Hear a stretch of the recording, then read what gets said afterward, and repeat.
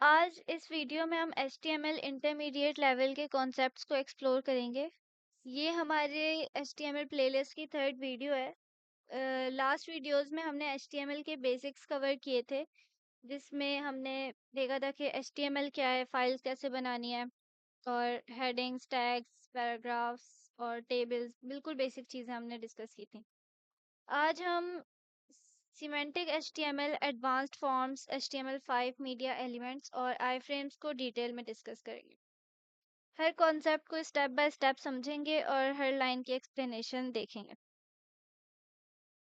सबसे पहले हम देखते हैं कि सिमेंटिक HTML क्या होती है। तो सिमेंटिक का मतलब होता है मीनिंगफुल। सिमेंटिक HTML वो होती है जो अपनी मीनिंग कन्वे करे। जो सिमेंटिक HTML के जो टैग्स हैं, ब्राउजर्स और सर्च इंजन्स को बताते हैं कि कंटेंट का स्ट्रक्चर क्या है। फॉर एग्जांपल, कुछ टैग्स देखते हैं कि कौन से टैग्स जो है वो सिमेंटिक HTML के होते हैं, like header, navigation, section, article और फुटर। ये जो टैग्स हैं ये हमारे सिमेंटिक HTML है। ये हमारे ब्राउज़र को और सर्च इंजन्स को बताते हैं कि कंटेंट का स्ट्रक्चर क्या है।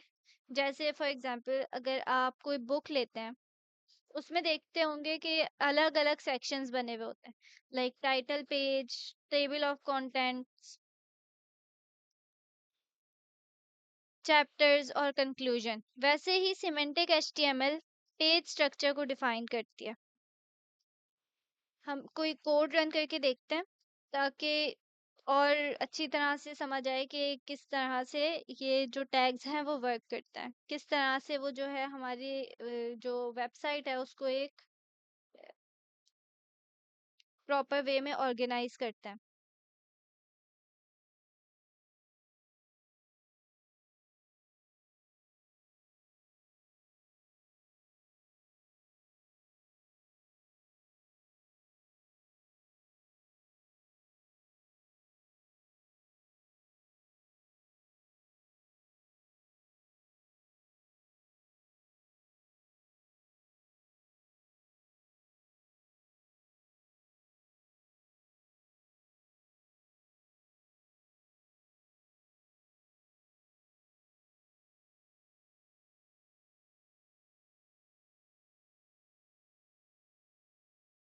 ये हम फॉर एग्जांपल कोड ले लेते हैं, इसको हम रन करके देखते हैं कंट्रोल F से, F5 से। ये हमारे पास जो है एक वेबसाइट का स्ट्रक्चर हमारे पास बन के आया है, जिसमें हम देख सकते हैं कि हमारे पास डिफरेंट चीज़ें जो है बहुत ऑर्गेनाइज्ड वे में जो है हमारे पास शो हो रही हैं। अब इसमें हमारे पास ये मेन हेडिंग है जो हम H1 में लिखते हैं, माय वेबसाइट। उसके बाद हमने नेविगेशन मेन्यू के लिए, अब फॉर एग्जांपल हम कोई रेस्टोरेंट का मेन्यू देखें या फिर कोई भी वेबसाइट खोलें, उसमें हमारे पास एक नेविगेशन बार होता है जिसमें हमारे पास लिंक्स होती हैं। अगर हम होम पे क्लिक करें, अबाउट पे चले जाते हैं या फिर कॉन्टेक्ट अस पे चले जाते हैं, ये हमारे पास नेविगेशन बार होता है। नेविगेशन का टैग यूज किया है यहाँ पे क्योंकि हमने। उसके बाद जो है हेडर आता है, सेक्शन, आर्टिकल में क्या होता है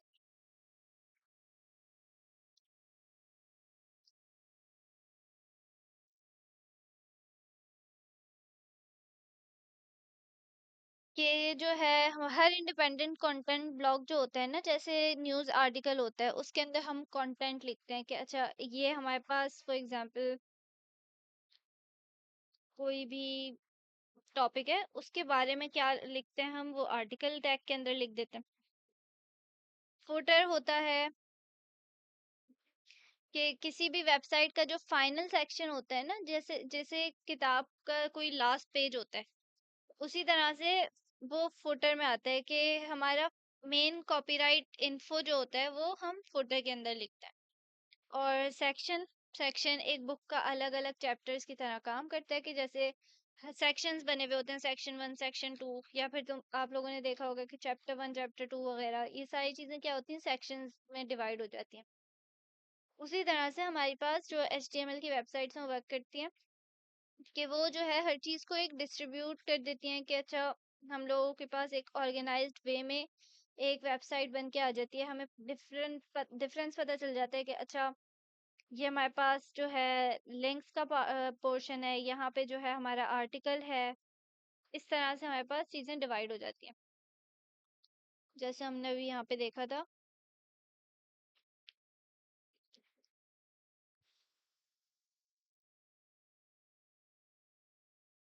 कि हमारे पास हर चीज़ यहाँ पे डिवाइड हो गई। ये फुटर आ गया हमारा। और इस तरह से अगर हम कोई वेबसाइट खोल के देखें ना, तो हमारे पास ज़्यादा अच्छी तरह से उसको समझ आएगा। ये हमारे पास मेन हेडिंग आ गई, ये नेविगेशन आ गई, ये आर्टिकल आ गया एंड देन फुटर। इसने हर चीज़ को डिवाइड कर दिया एक प्रॉपर ऑर्गेनाइज्ड वे में। ये हमारे पास होते हैं सिमेंटिक टैग्स।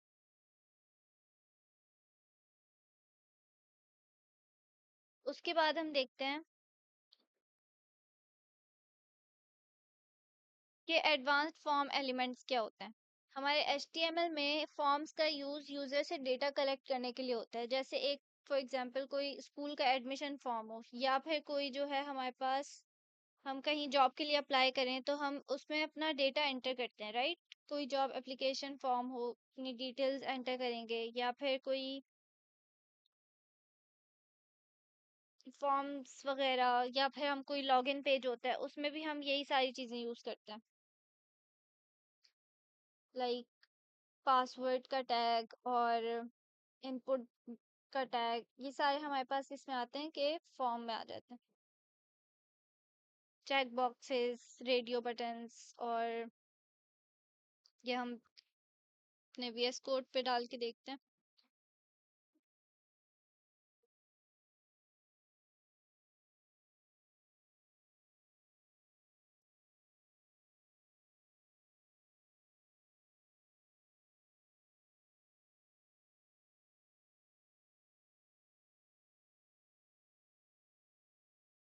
अब यहाँ पे इसमें क्या किया है हमने कि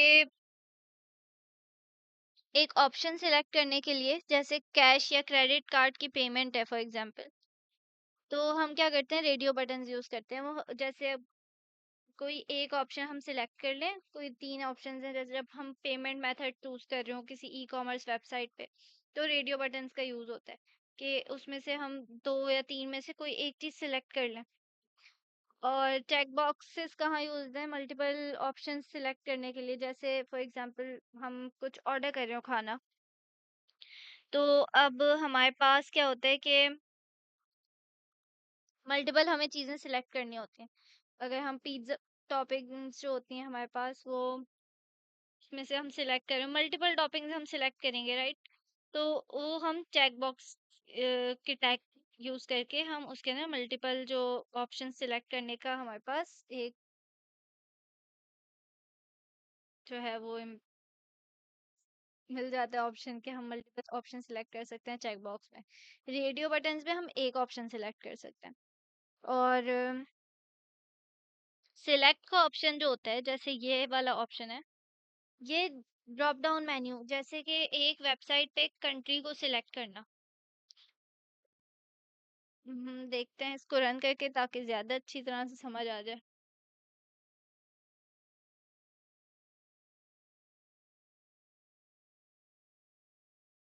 लो, ये हमारे पास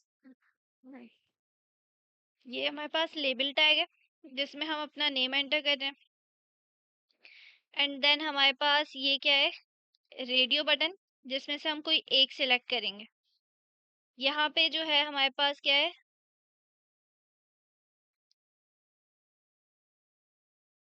चेक बॉक्स, जिसमें हम 2 या 3 जितनी मर्जी चाहें सिलेक्ट कर सकते हैं चीजें। और ये हमारे पास होता है सिलेक्ट का टैग यूज करके, हम इस तरह से करते हैं कि हम इसमें से कोई एक जो है, हम जो है वो कोई भी एक ऑप्शन सिलेक्ट कर लें। ये होता है ड्रॉप डाउन मेन्यू। और जैसे यहाँ पे हमने लिखा था, ये इसी तरह से वर्क करता है। ये हमारे पास टैग्स आते हैं फॉर्म के अंदर, फॉर्म टैग्स होते हैं ये।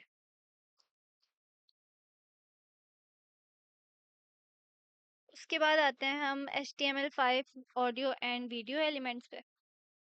वेबसाइट पर कोई भी ऑडियो एम्बेड करने के लिए, जैसे बैकग्राउंड म्यूजिक या पॉडकास्ट को अपलोड करने के लिए, जो है हम क्या करते हैं कि ऑडियो कंट्रोल्स के टैग्स यूज करते हैं, और फिर हम अपना कोई ऑडियो जो है अपलोड करते हैं, कोई MP3 फाइल। जिस तरह से हम इमेजेस ऐड कर रहे होते हैं, वैसे ही हम ऑडियो कंट्रोल्स में अपने ऑडियोज और वीडियोस जो है हम अपलोड कर सकते हैं।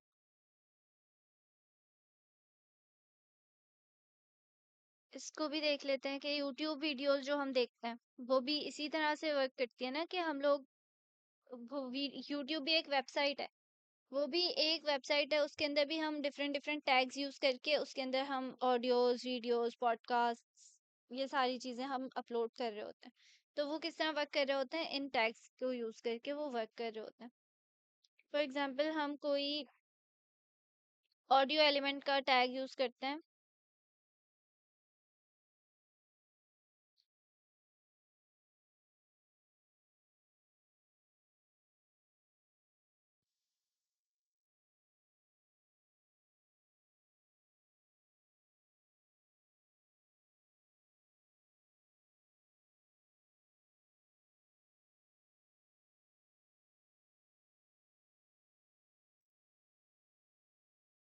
यहाँ पे हम क्या करते हैं कि अपनी जो है सोर्स फाइल जो है हम अपलोड करते हैं, जिस तरह से हम इमेज में कर रहे थे। हम इमेजेस में जो है जेपीजी और जेपीजी और या फिर जो है पीएनजी फाइल्स शायद थी, वो अपलोड कर रहे थे हम।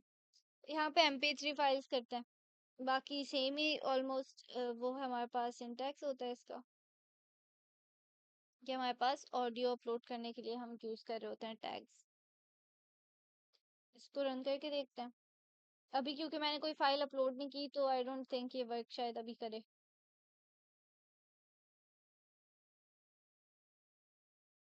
लुक इस तरह से वर्क करेगा कि हमारे पास कोई ऑडियो जो है हम अपलोड कर रहे हो, तो यहाँ पे हमारे पास ऑडियो जो है वो हमारी वेबसाइट पे शो हो जाएगा। इसी तरह से वीडियो के लिए भी जो है हम एक कोड लिखते हैं, हम उसमें वीडियो कंट्रोल्स का जो है टैग यूज करेंगे।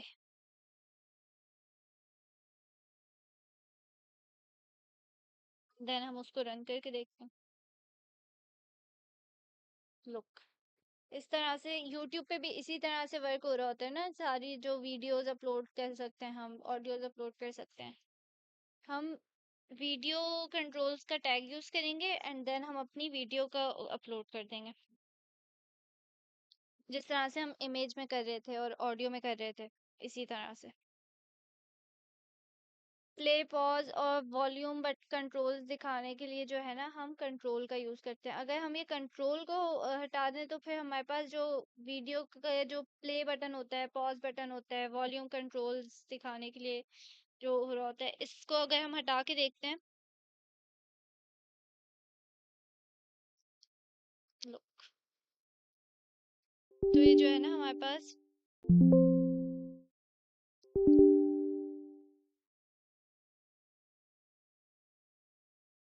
लो, इस तरह हमारे पास कोई कंट्रोल ही नहीं रहेगा।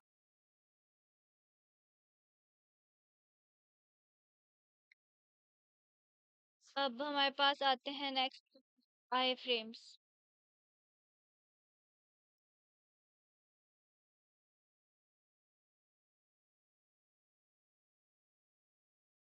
आई फ्रेम्स जो होते हैं कि किसी दूसरी वेबसाइट या वीडियो को एम्बेड करने के लिए जो है ना यूज होते हैं।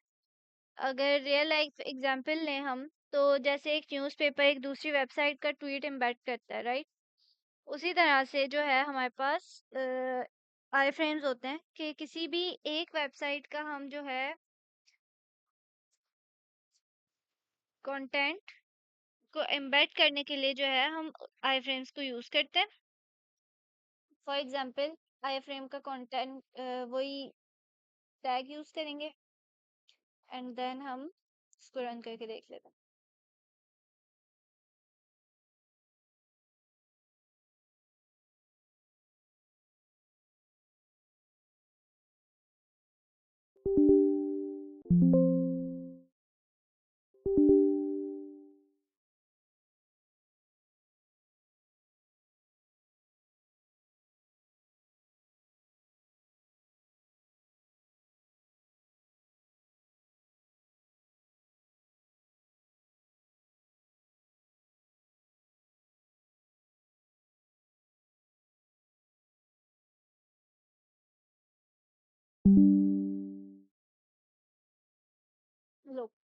इस तरह से होता है कि हम जो है कोई भी एक वेबसाइट का कंटेंट या कोई वीडियो को एम्बेड करने के लिए जो है हम आई फ्रेम्स को यूज करते हैं। जैसे हमने कोई एक न्यूज़पेपर की एक दूसरी वेबसाइट का ट्वीट एम्बेड करना है, तो हम जो है क्या करेंगे, आई फ्रेम्स यूज करेंगे।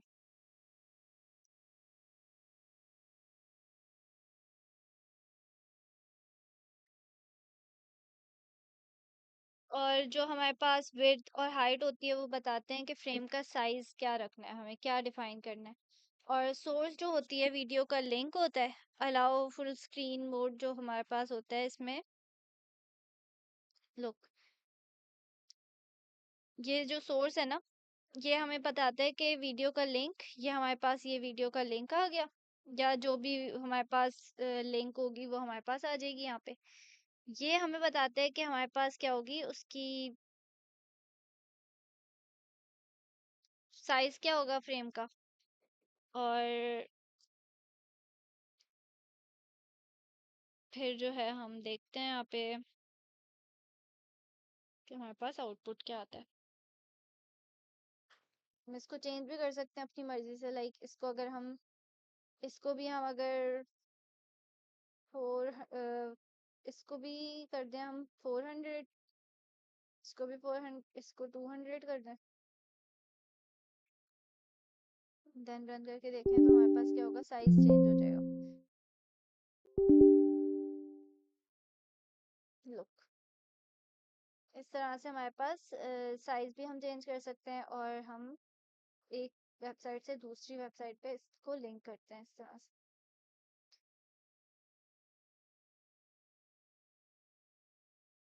अब आज जो है इस वीडियो में हमने semantic HTML, advanced forms, HTML5 media और आई फ्रेम्स को डिटेल में डिस्कस किया है।